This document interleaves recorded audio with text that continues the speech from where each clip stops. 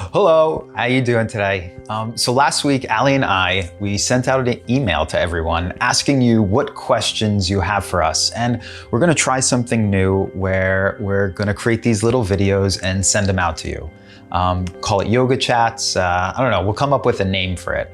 But so last week, someone was asking about, how do you avoid or how do you deal with the monkey mind when you are meditating?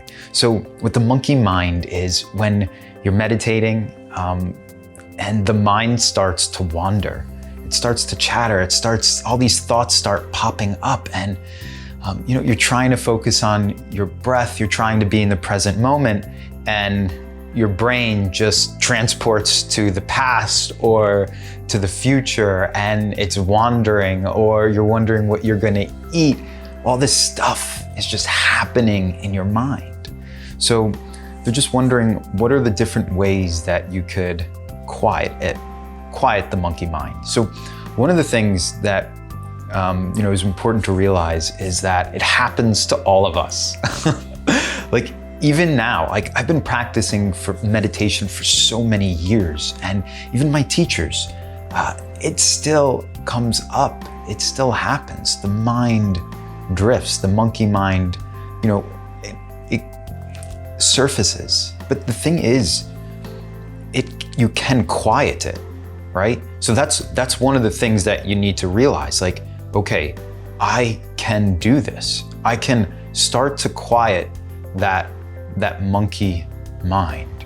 Okay. Now, one thing that we teach all our students in our course is about the outcome paradox, okay?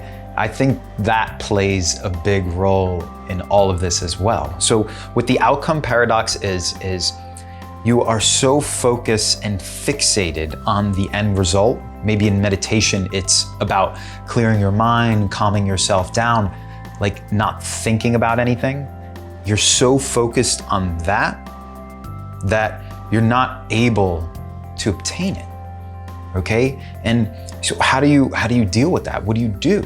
And the best thing to do is to focus on the process. Just be. Just keep practicing. Keep showing up. Okay?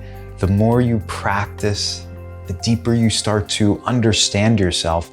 And especially with meditation, with mindfulness, realize that you are going to go on this journey that's going to bring you in all different directions, okay? When you meditate, or when people think about meditation, they automatically think, okay, I'm just focused on being calm. That's the end result. And sometimes when you meditate, things come up, they bubble up to the surface, things of your past memories that you haven't thought about in years. And all of a sudden you're upset. And you're just going through this process. And I think that's so important, is just focus on the process, keep sticking with it, keep showing up to your meditation practice, okay? The third thing you could do is start small, okay? I'm not sure how long you've been meditating, but if you are starting off, start small. It's okay to start for a minute or 5 minutes, okay? Focus on that and build up repetition over time, okay? You're gonna do 1 minute of meditation for the next 7 days. Oops, sorry about that. So start small, over the next 7 days, you could do like 1 minute of meditation and gradually build up from there. This is a great concept with anything and everything, okay? 2-3 years ago, when I was getting back into running and I was gonna participate in a 5K, I was just going for like mileage. I'm like, okay, I gotta do this amount of miles and this is the best way to do it. I need to push myself.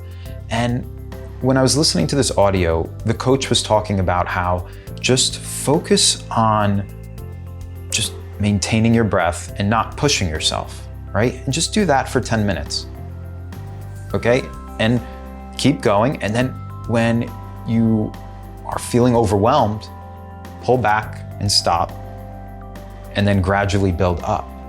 Gradually building up is what's gonna allow you to just last. It's what's gonna allow you to stick with it and grow, okay? You see this a lot when a new year starts and people are all gung-ho about, okay, I'm gonna lose this much weight, I'm gonna do this, and I'm just gonna go hard, 2 hours a day, 5 days a week in the gym.